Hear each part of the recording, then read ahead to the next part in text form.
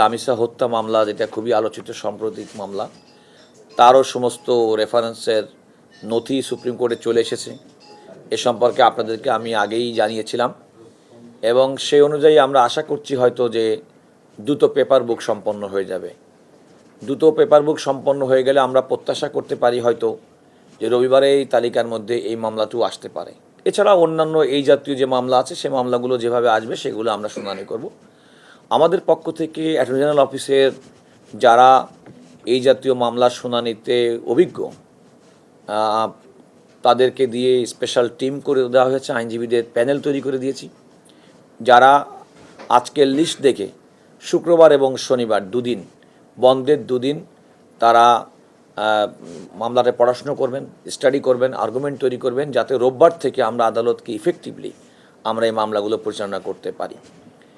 এখানে বলা ভালো যে আমি নিজেই এই মামলাগুলোই আর্গুমেন্ট করব এবং আমি প্রত্যাশা করি যে রাষ্ট্রের এবং আইনের শাসন, বাংলাদেশের বিচার বিভাগের স্বাধীনতা এবং বাংলাদেশের বিচার বিভাগের প্রতি মানুষের যে প্রত্যাশা, অ্যাটর্নি জেনারেল হিসেবে অ্যাটর্নি সার্ভিসের কাছে যে মানুষের প্রত্যাশা যে রাষ্ট্রকে প্রপারলি যথাযথভাবে প্রতিনিধিত্ব করবেন, সেটা আমরা করতে সক্ষম হব বলে আমরা মনে করি। আমি কিন্তু রামিসা হত্যা মামলাটার আগেও তো নারী এবং শিশু দমন আইনের অন্যান্য যে মামলাগুলো পেন্ডিং আছে সে মামলাগুলোও তো লিস্টে আসতে পারে, শুধুমাত্র রামিসা না।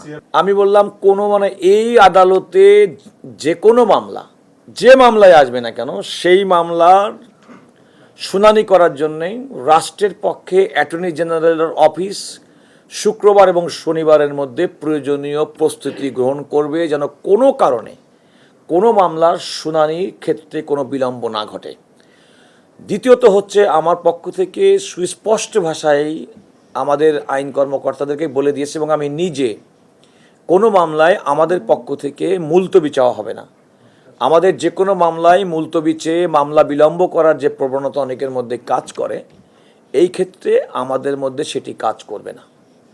দেখুন, আসলে তো একটা বিচার একটা আইনি প্রক্রিয়ার মধ্যে চলে এবং সেক্ষেত্রে রাষ্ট্রের যেমন কোনো ব্যক্তির বিচার করার যেমন অধিকার আছে, একইভাবে রাষ্ট্রের দায়িত্ব যিনি অভিযুক্ত ব্যক্তি তিনিও যেন আইনের সমান সুযোগ লাভ করেন। তো আমরা যদি একটা অতি সাম্প্রতিক রামিসা মামলায় যদি দেখি, তাহলে কোনো মামলায় যদি কোনো অভিযুক্ত ব্যক্তি যদি তিনি আইনজীবী দিতে না পারেন কিংবা না দেন, রাষ্ট্রের পক্ষে দায়িত্ব হচ্ছে সেক্ষেত্রে তার স্টেট ডিফেন্স দেওয়া। তো সেটা তো রাষ্ট্র করেছে।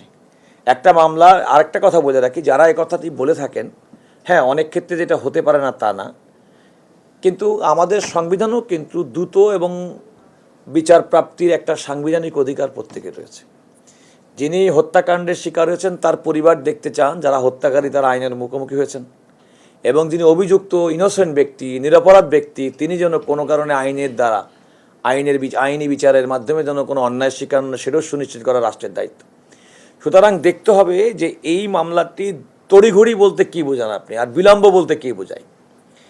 এর তো কোনো নির্দিষ্ট সময়সীমা নাই, বরং সংবিধানের ম্যান্ডেটটা হচ্ছে যত দ্রুত সম্ভব মানুষের বিচার প্রাপ্তি এবং প্রকাশ্য আদালতে বিচার প্রাপ্তি। এটা সাংবিধানিক অধিকার, এটা প্রকাশ্য আদালতে হয়েছে। একটা মামলা আসামি গ্রেপ্তার হয়েছে, তিনি ফৌজদারি কার্যবিধির 164 ধারা মোতাবেক তিনি আদালতের সামনে স্বীকারোক্তি দিয়েছেন, দোষ স্বীকার করেছেন, তাকে সাক্ষী এসেছে, তাকে সাক্ষীদের জেরা করার জন্য সুযোগ দেওয়া হয়েছে, তাকে এক্সামিন করা হয়েছে, পরীক্ষা করা হয়েছে। এই যে আইনি প্রক্রিয়া অন্যান্য সকল মামলার ক্ষেত্রে, সেই সমস্ত আইনি প্রক্রিয়া এই মামলা এবং যে সমস্ত মামলাগুলো নিয়ে আমরা এখন যাচ্ছি এগুলো আইন অনুযায়ী পরিচালিত হয়েছে।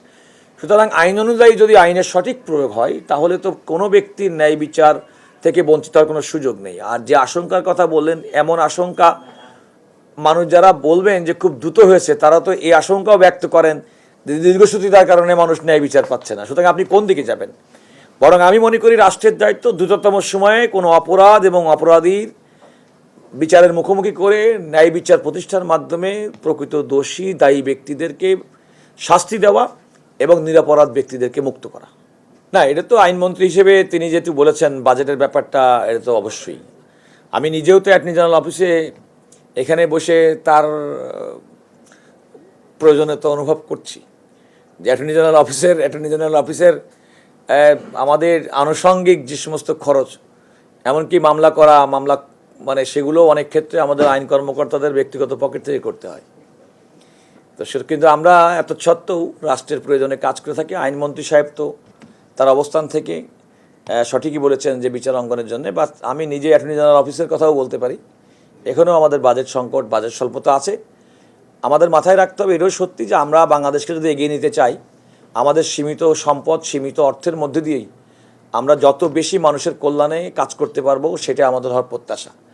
আজকে যে বাজেট হচ্ছে, সে বাজেটের প্রতিও আমাদের প্রত্যাশা হচ্ছে অপ্রয়োজনীয়, অপ্রতুল, অযাচিত খরচ বাদ দিয়ে, ঘুষ, দুর্নীতি, স্বজনপ্রীতিকে উপেক্ষা করে রাষ্ট্রের প্রত্যেকটি অর্থ, জনগণের ট্যাক্সের পয়সার প্রত্যেকটা পেনি তার সদ্ব্যবহার হবে, এটা হচ্ছে আমার প্রত্যাশা।